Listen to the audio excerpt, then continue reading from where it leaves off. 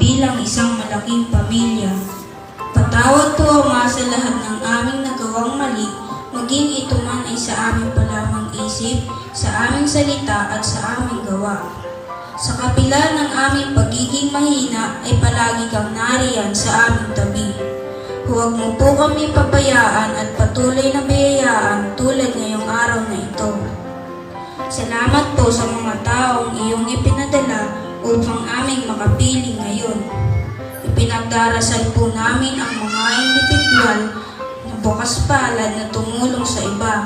Naway pagpalain mo po ang kanilang mapagmalasakit na puso at walang sawang dedikasyon.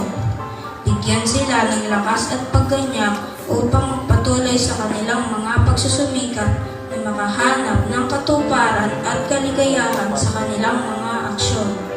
Naway ang iyong masaganang pagpapala ay ibuhos sa kanila habang sila ay nagliliwanag sa mundo ng may pagmamahal at habag.